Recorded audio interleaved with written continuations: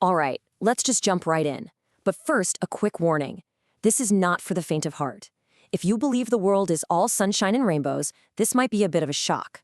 We're about to explore the complex and often totally invisible world of psychological influence. Yeah, we are peeling back the curtain on the actual tactics people use to control and manipulate each other.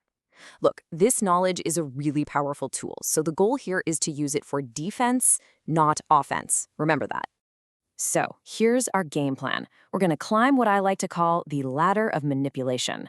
We'll start with some pretty common social tactics, then move up to emotional weapons, then into some seriously reality-bending stuff, and finally, the most overt methods of control. But don't worry, we'll end by building your psychological shield. Let's get into it. First up, we've got the subtle levers. Now, these are techniques people use all the time, sometimes without even thinking about it, just to build rapport and kind of grease the wheels of social life. This is really the foundation of all influence. You know, this is one of those things that's so simple but so powerful. Picture this. You're in a tense meeting, and the person across the table is getting pretty aggressive. Instead of firing back, you just get up and quietly take the seat right next to them. It's so much harder to be angry at someone who's physically on your side. It creates this subconscious feeling of, hey, we're a team, and that confrontational energy just melts away. It's personal, it's disarming, and it works. Okay, so what about someone who flat out doesn't like you? Well, you can try this. It's called the Benjamin Franklin effect. Ask them for a really small favor, something they can't really say no to, like, hey, can I borrow a pen? When they do you that small favor, their brain has to justify it. It thinks, I wouldn't help someone I hate. And that little bit of cognitive dissonance actually starts to shift their opinion of you. It's a crazy but effective way to start turning an enemy into a friend. And this one? This taps into a really fundamental part of being human. If you want to build trust fast, you can subtly mirror the other person's body language. They lean in, a few seconds later, you lean in. They cross their legs, you cross yours. Now the key here, and this is crucial, is that it has to be subtle.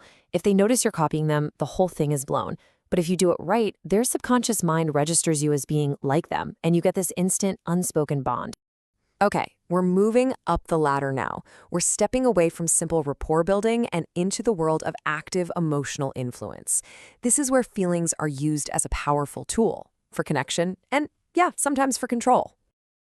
Ever wonder why a really exciting first date is so memorable?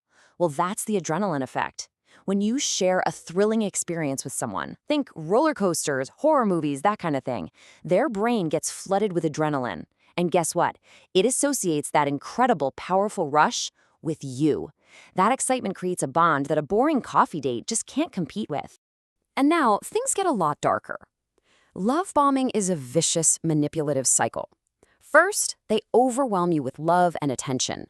You feel like you're the most important person in the world. Then, bam, they pull away completely. You're left feeling anxious, confused, desperate for that feeling again. Right when you're about to lose hope, they come back, giving you that sweet relief.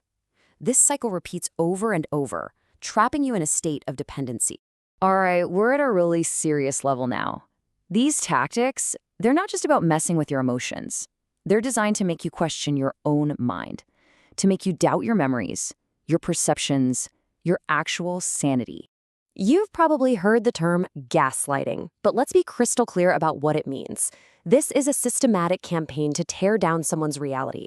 The goal for the manipulator is to make their victim feel so completely unsure of themselves that they become totally dependent on the manipulator's version of reality. That's the end game, total control. And how does it actually happen? It's all in these seemingly simple phrases. By constantly denying things they absolutely said or did, or by telling you your valid feelings are an overreaction, the gaslighter chips away at your confidence.